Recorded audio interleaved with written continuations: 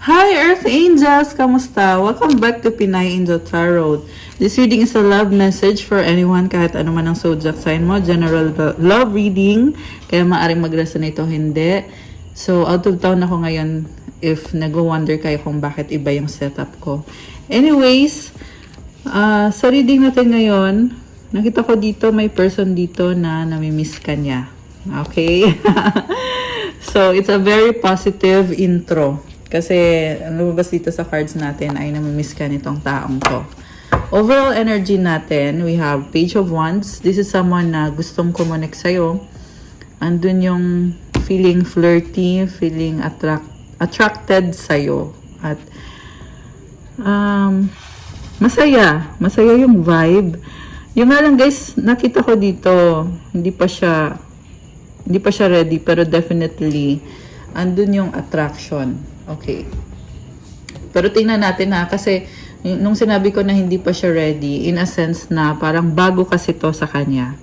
So, hindi ko alam kung bago mo lang ba siya nakilala. Pero ang nakita ko kasi dito, kilala mo na eh. May connection na kayo. Mukhang this is someone na nagbabalik at namimiss ka niya. Ayan. Okay. So, eto, niready ko na yung cards nyo. Cards pala ng person mo. Ang focus niya ngayon is merong realization na biglaan at mabilis. Knight of Swords energy. Baka may kadirang Gemini. Malakas din dito ngayon ang fire sign. Aries, Sagittarius, Leo energy. Water sign, Cancer, Pisces, Scorpio. Cancer energy. Earth sign, Capricorn, Taurus, Virgo. Although this can be any sign, yun yung strongest na mga sign so far. So far, wala pa ang air sign na ito pala, air sign pala to.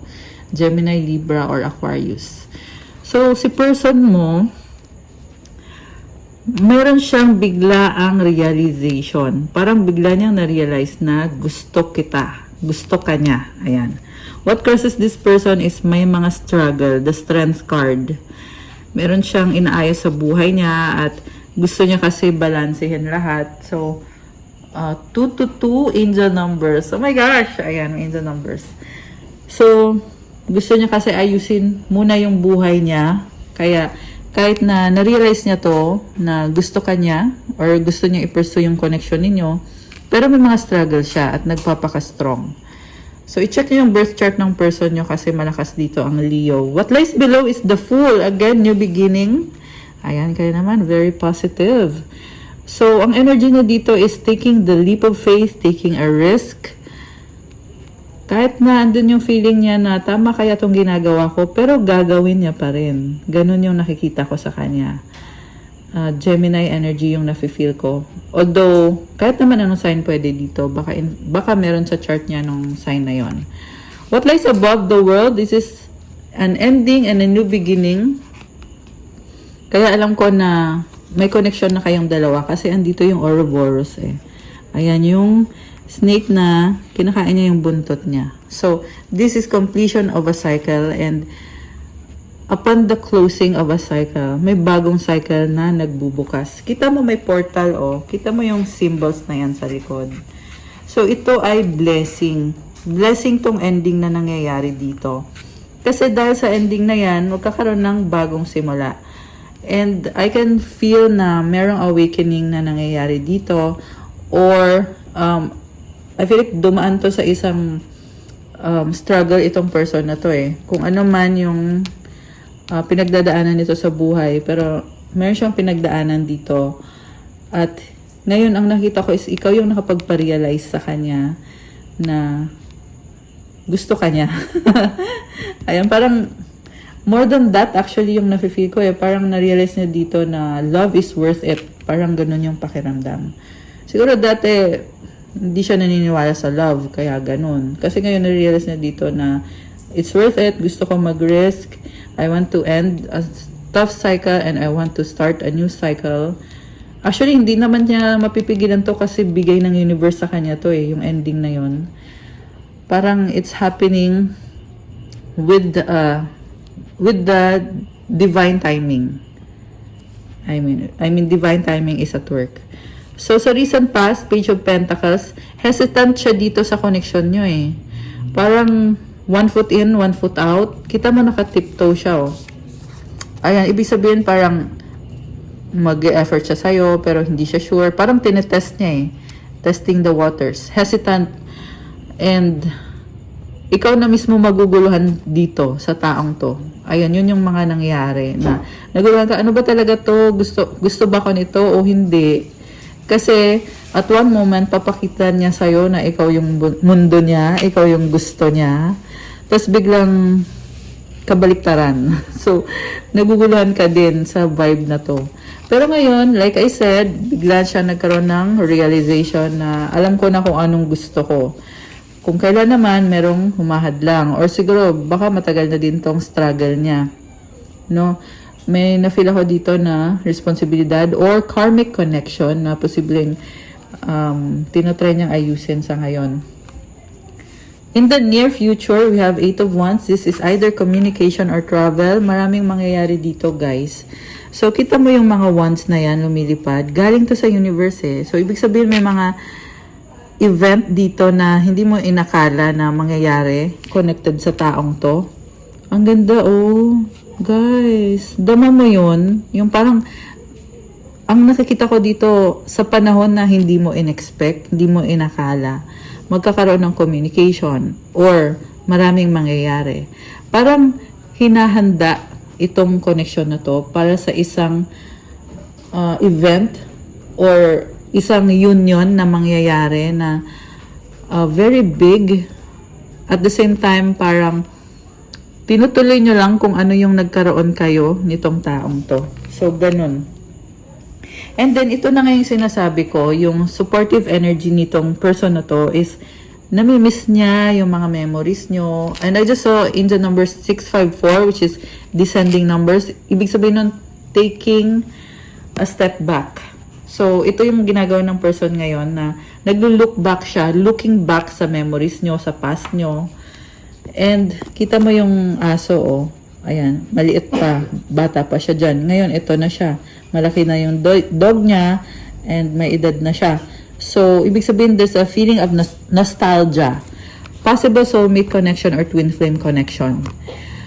Kasi, nafe-feel niya sa'yo nakakaiba, merong connection na hindi niya ma-explain, na yung iba kasi maraming memories, maraming pinagsamahan, tapos natapos yung relasyon nyo or yung connection nyo. Kaya ngayon bumabalik at naalala niya, nafe-feel niya yung love na nabigay mo sa kanya, na-share ninyong dalawa. Ikaw talaga yung namimiss nito, guys. Nafe-feel niya sa'yo na at home siya. May mga clouds dito. So, yung clouds, it symbolizes na parang siya mismo hindi niya ma-explain kung bakit ganun yung nararamdaman niya. So, take note, guys, na pag ganun kasi, meron kayong soul connection. Ayan. Kasi tayo bilang human being, tinitingnan natin yung isang relasyon based on kung ano yung nakikita natin. Pero meron pa tayong hindi alam. Yan yung mga unknown, yung mga connected sa past life natin. Yes, reincarnation is real, past life is real. Lahat tayo merong ganyan. Okay, pero ibang topic yan, guys. Saka na natin yan pag-uusapan. Kasi sa ngayon itong reading muna natin. So, ito na nga, namimiss ka. Okay. Ikaw naman, okay. Okay, ngayon, teka lang guys kasi may biglang nag-download sa akin. Hindi to siya lang yung nakaka-feel. Dalawa kayo. Mutual energy to. So, meron kayong telepathic connection. At nagsisend ka sa kanya ng mga emotions, siya nagsisend din siya sa'yo ng mga emotions. Pareho kayo, nafe-feel nyo yung connection talaga na hindi nyo ma-explain. At yun na nga yung sinasabi ko na soulmate connection. Yung iba nga ay twin flame connection pa nga eh. Divine counterpart. Okay. Ikaw naman, ito, busy ka, nag-work ka. Yung person mo, alam niya na ikaw ay very practical, focus sa work mo. Nakatalikod ka sa kanya. Nafe-feel niya dito na wala siyang pag-asa sa'yo. Ayun, nakatalikod ka dito. Tsaka ang dami mong ginagawa. Your plate is full. And then, wow. Mayroon ka pinamanifest. May candle ka dito, oh. Something spiritual. Ewan ko kung pinipray mo ba yung taong yan. Ayun, kita mo yung lights dito, oh. Ayan. I can see a very powerful spiritual connection. And, meron kang ano dito, oh, quill. Yung feather na yan, ginagamit sa pagsusulat yan eh. So, I feel like you are studying. May mga libro. Studying. May nakita ko mahilig sa halaman. May nakita akong malakas ang intuition, naghahanap ng kasagutan. So, yung iba sa inyo ay tarot reader din kayo or mataas ang psychic ability ninyo. Ang ganda nito, guys. Natuwa talaga ako sa lights na to, oh. Ayan. Very powerful spiritual connection. Okay, and nakatalikod ka sa kanya, may mga sarili kang mga ginagawa. Marami kang project. And barefooted ka dito, or barefoot ka dito. Ayan, mali yung grammar. Barefoot ka. Ibig sabihin, you're doing this with purity. So, ibig sabihin, wala kang tinatago, wala kang kinakatakutan. Ganun yung nakikita ko sa'yo eh. Kasi, kontento ka sa sarili mo, may sarili kang mundo, alam mo kung ano. Oh! 11-11! Oh my gosh! Nagulat ako! Sorry. Oh my gosh! Guys! Ayan, nakatuwa. 11-23. Ayan, 1, 2, 3. Take it one step at a time. 11 number. 11-11. So, this is a twin flame soulmate connection. Ayan. And yung numbers na yon, yeah, you are divine counterparts. Masculine and feminine, na-attract yung isa't isa. And yung numbers na yon, it symbolizes also balance, stability. And definitely, guys, the divine is working with you as you work with this soul connection. If you know, you know. Kaya, ayan, very specific tong mga messages na nasasagap natin ngayon. Hindi po ito sa lahat nagre-resonate. Pero kung nagre-resonate sa'yo, comment mo dyan para alam kung ikaw to. Ayan. And, grabe. Nawindang ako dun sa 11-11. Ayan. Ano guys, ikaw, alam mo sa totoo lang na feel ko dito, sinustok ka nitong person na to. Kasi kita mo nakatalikod oh. And parang merong someone na nanonood from afar. Ayan. Sinustok ka ng person na to eh. Ikaw very innocent and pure yung nakikita ko. Nakapaa siya dito oh. You are barefoot. So, ibig sabihin parang very pure and practical. Also, nag-i-improve yung finances mo dito as long as dito ka at nakafocus ka sa mga ginagawa mo, mga projects mo. Kasi sa nakita ko, hindi lang iisa yung project mo. Marami. And financial abundance is on the way nga pala. Okay. And then, mutual energy, you have the moon card. Oh my gosh, guys. Kinilabutan ako. Nag-iisipan kayo, oh. Ayan, kita mo tong dalawang dog na to. It's actually a fox howling to the moon. Parang sasabi mo, moon. Moon, magpaliwanag ka. Kuday, nakakaloka. Okay. So, I can see deep emotions. Ayan, oh. Nasa tubig siya, oh. Also, strong intuition. Howling at the moon. Meron kang wishes, eh. And you are really wondering. Both of you, ha. Ito, nakikita ko ulit dito yung telepathic connection. So, remember, it's very normal kapag twin flame mo or divine counterpart mo yung taong yan. Kasi, nakailang past life na kayo together. Kaya ngayon sa lifetime na to, andun din yung connection na yon na tinutuloy nyo lang. At kaya nga kayo andito kasi pinag-usapan nyo yan na magkikita kayo sa lifetime na to. Okay? And ayan. You are yearning for each other. You're looking for each other. Grabe. Grabe, guys. Okay. So, the outcome is 3 of Wands. Oh my gosh. Bakit 3 of Wands? Okay. This is actually a good card. It symbolizes na parang you are there to invest sa connection na to. Romantically or passion kasi yung nakikita ko eh. Kita mo maapoy oh. May delay dito. Possible na long distance. Yung iba naman kahit hindi naman ganun kalayo. Pero may delay. May ibang tao pa dito na you have to deal with other people. Baka ikaw meron kang karmic connection ngayon. Baka siya, meron siyang karmic connection ngayon, or baka isa sa inyo. Sa nakita ko sa'yo, ikaw yung nakikita ko dito. You are a very creative person. You make the most of what you have. So, I feel like you have a wandering eye right now. Na, ibig sabihin, oo, andito sa buhay mo itong taong namimiss ka, nitong taong to, soulmate or twin flame mo siya, na nagsustok siya sa'yo, at merong paparating na blessing sa inyo sa near future. Pero ikaw kasi sa ngayon, marami kang tinitingnan eh.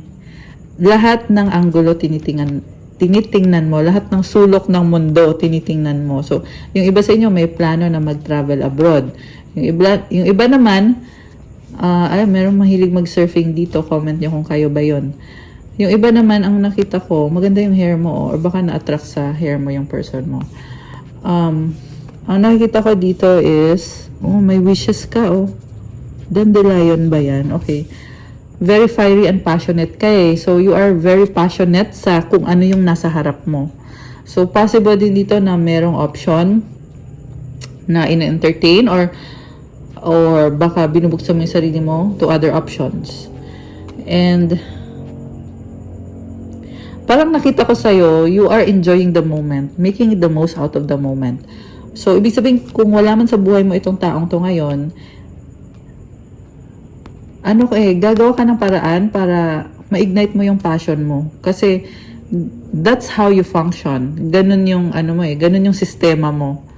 Na you have to get going with or without this person.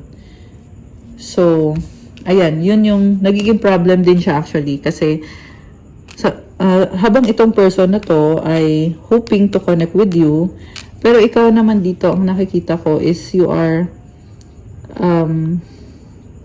you are looking at all the possibilities available to you right now. Ayan, kasi sa nakita ko walang commitment eh. So, naghiwalay kayo or baka no strings attached kayo or yung iba naman kasi parang andyan kayo para sa isa't isa pero wala kayong label. Ayan. Pero guys, definitely you are longing for each other. Okay, so gusto ko i-clarify yon. Kung actually yung person mo, meron din siyang struggle ngayon. Ayan, karmic connection yung nafe-feel ko dito.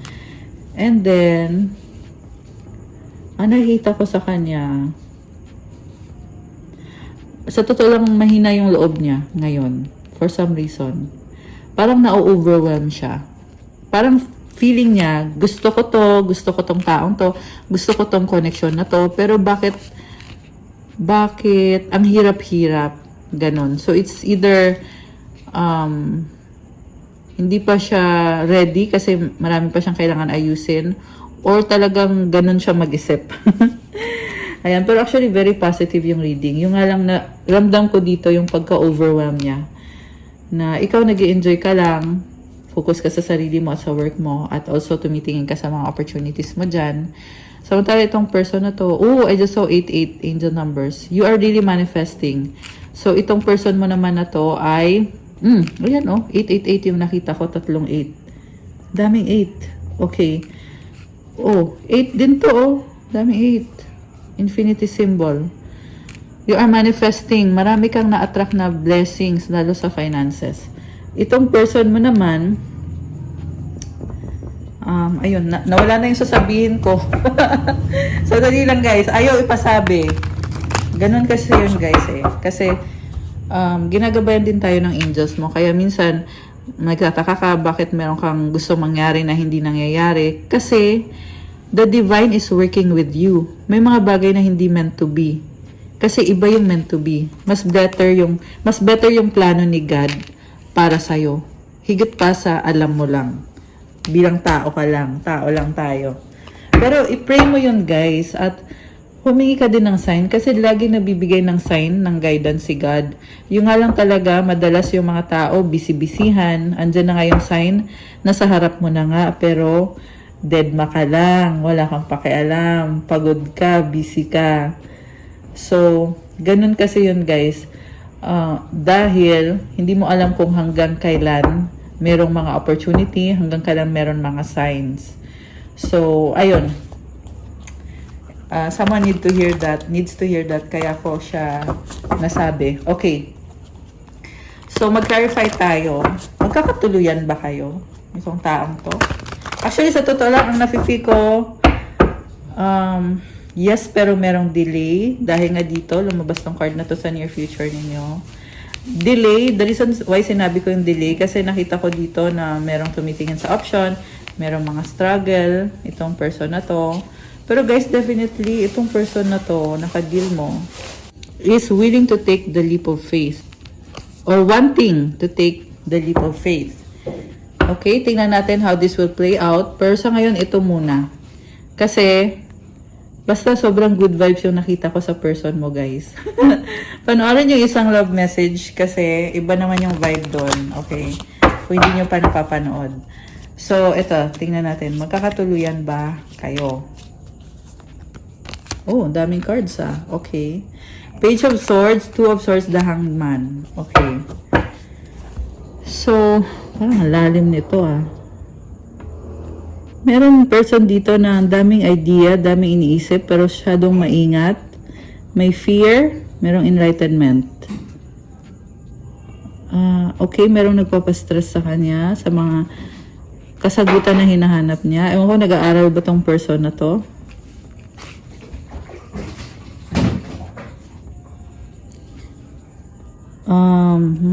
Fear and then enlightenment.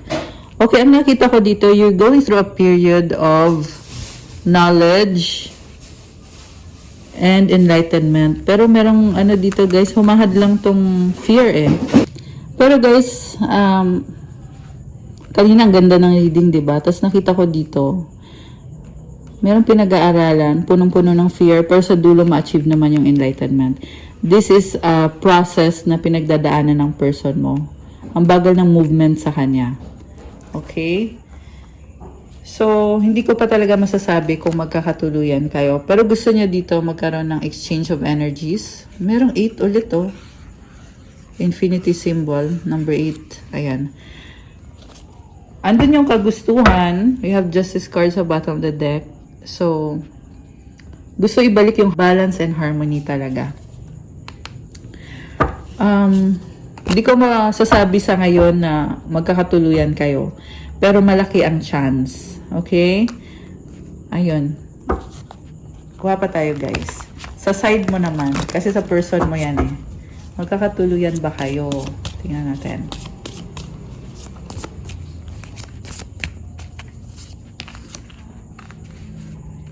King of Swords, Two of Cups, Two of Pentacles, Four of Swords. Okay.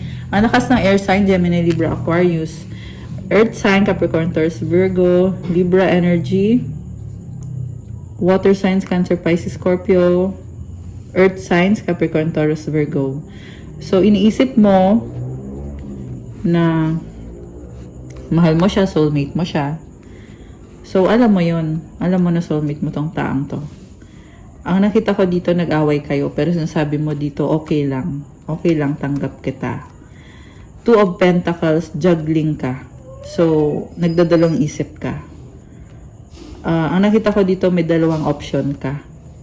Four of Swords, pinipili mo ngayon na i-heal yung sarili mo, yung isip mo, yung puso mo. You are mending your heart. Kita mo yan, oh, yung heart.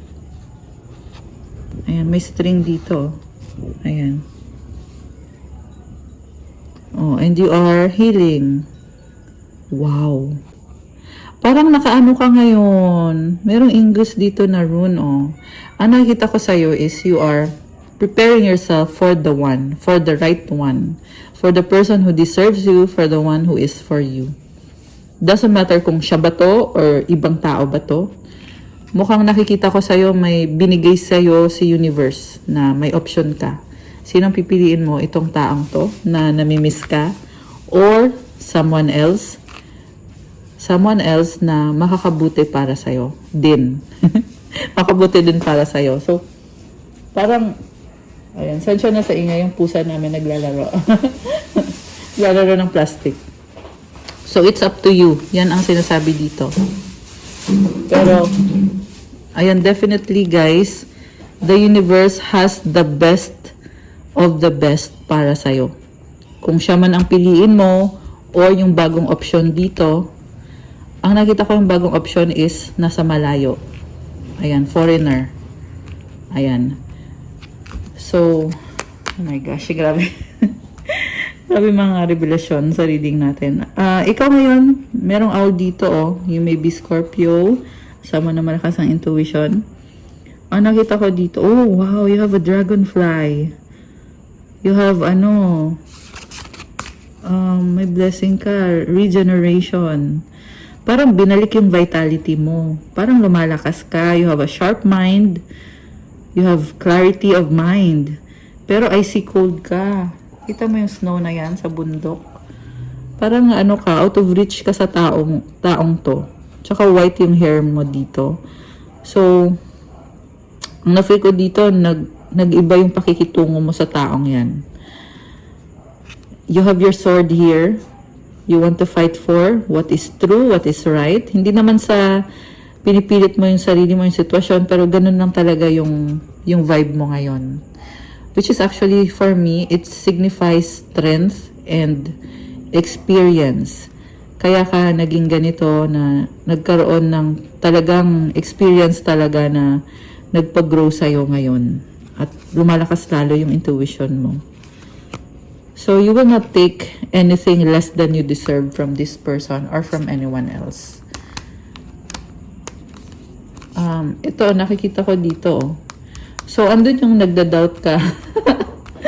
May nakita ko dito na crossroads ka ngayon eh. Na, sino pipiliin ko? Itong person na to na namimiss ka niya? At, or, itong nasa malayo.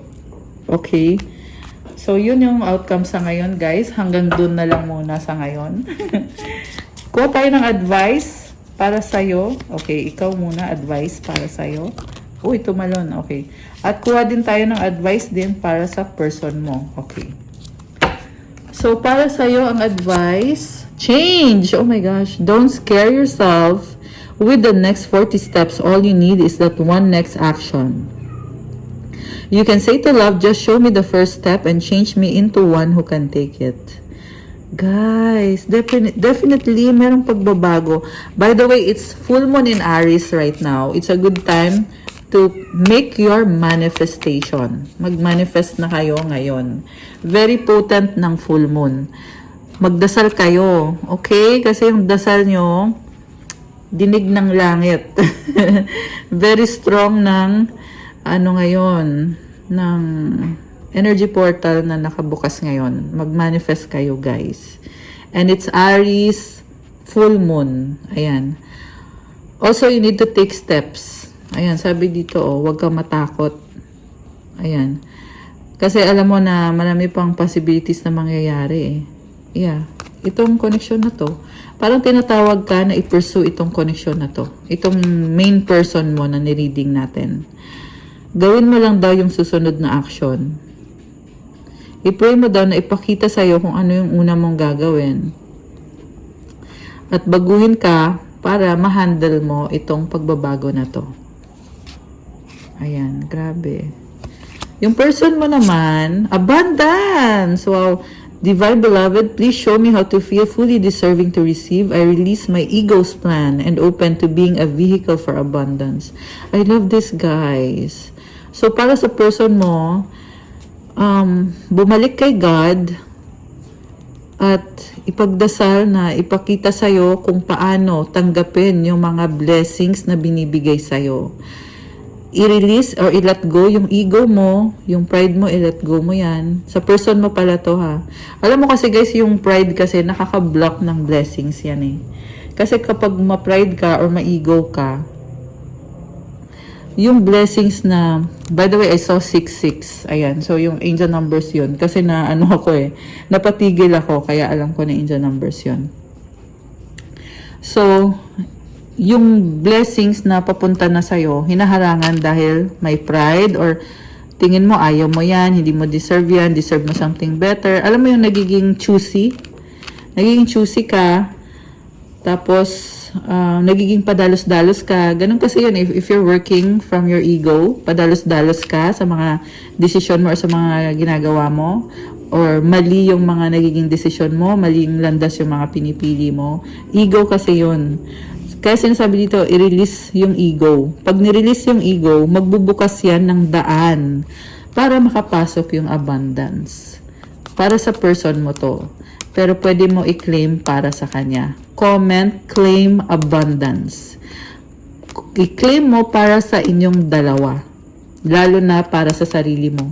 Comment, claim abundance. Ayan guys. Claim nyo na yan. Ako, i-claim ko to. Yeah, this can apply to anyone. Kasi si Divine ang bigay ng bigay sa'yo. Kailangan mong tanggapin yung binibigay. Okay? Let go yung mga restrictions, yung mga pride, yung mga ego. Kasi minsan may mga action ka na hindi mo namamalayan, yung mga ginagawa mo, yan ay may mga consequence. Sa huli mo na lang mapapansin yan na ay parang mali yung ginawa ko kasi ganito yung nangyari. Ayan. Okay guys, that's all for our love message for today. Thank you so much for watching. Paki-like po, share sa mga friends nyo, comment kung nag-resonate ba or kung nagustuhan nyo ba. Subscribe and hit the notification bell. You can book a private reading with me if nag-resonate sa inyo at kailangan nyo ng more information. Message lang kayo sa Viber or sa WhatsApp para mas mabilis. Nasa description box po yung contact details. Thank you, Earth Angels. I love you guys. Good night. See you again soon. God bless you all and stay safe. Love you guys. Bye!